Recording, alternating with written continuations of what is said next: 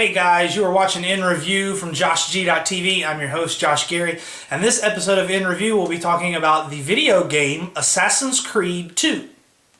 Now, Assassin's Creed 2 came out in November of 2009, and obviously it's the sequel to 2007's Assassin's Creed by Ubisoft. And it continues to follow the story of Desmond Miles, who this time he's actually transported into Renaissance Italy, actually, as a novice assassin called Ezio Auditore. And I know I'm probably going to have some people making fun of my Italian accent, but that's as good as it's going to get.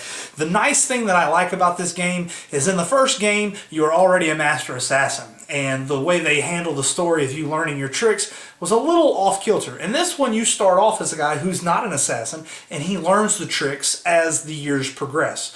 So you kind of learn the tricks and the new skills and the new combos and controls of Assassin's Creed 2 as the main character, Ezio, learns them as well.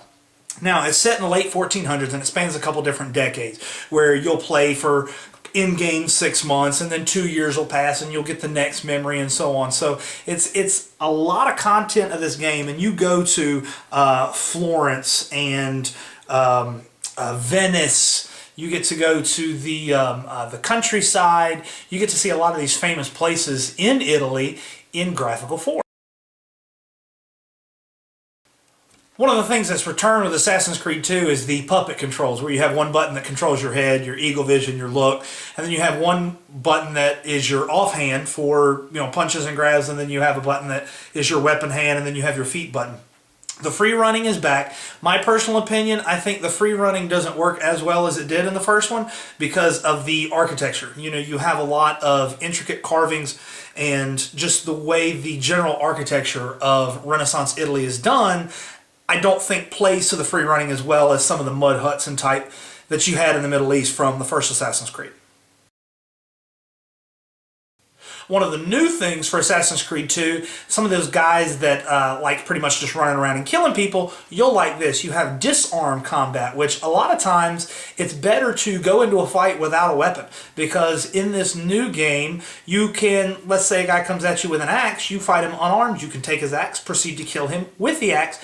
Some of the opponents that you will fight are actually easier to kill, defeat, disarm, whatever, in this manner. So a lot of times you'll start out with your sword and you'll go, screw this, and you go hand to hand, and it's actually a whole lot easier. Now, like I said, it continues the story of Desmond Miles, who goes back into the Animus and goes back to his forefathers who were assassins in Italy and Ezio Auditore. Now, I will go ahead and say this, just like the first one, there's a little bit of a religious underpinning to the story. Now, some people may consider it sacrilegious. Some people may consider it, good entertainment. I just want to go ahead and warn you, there is some of that. If you didn't like the first Assassin's Creed, there's a little bit here that might make you want to try it. If the story was one, the story kind of continues along the same thing. The big, huge conspiracy, Knights Templar, all of that stuff. One interesting addition to Assassin's Creed 2 is a little bit more history. One of Ezio's friends, who actually helps you out a lot during the campaign missions, is Leonardo da Vinci. That's the time frame that he was in. I think it's a nice little addition. Some people may go, oh, well, and nitpick the storyline, but just take it what it is. He's an interesting character, he's done well, and run with it.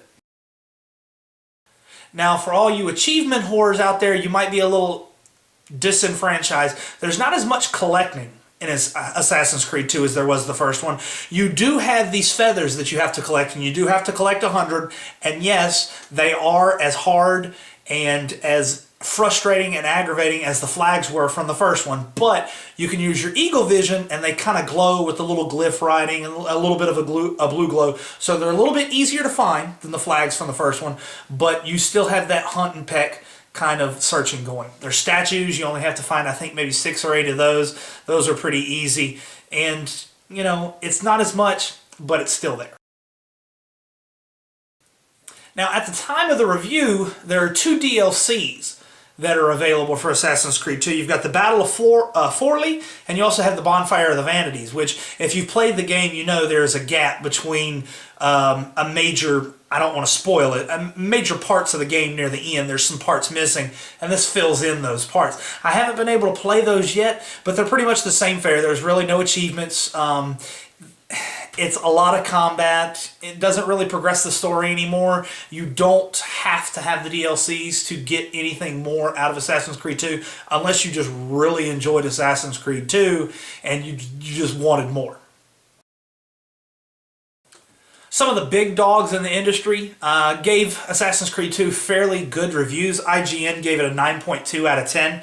GamePro gave it a 5 out of 5. Game Informer, 9.5 out of 10. I think Josh Gary is going to give it, I'm going to go ahead and give it a 5G.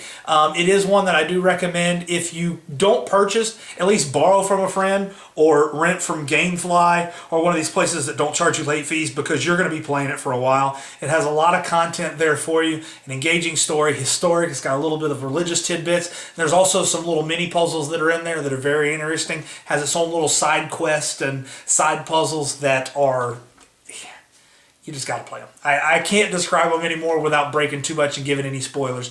Assassin's Creed 2 from JoshG.tv. I'm Josh Gary, and this has been In Review.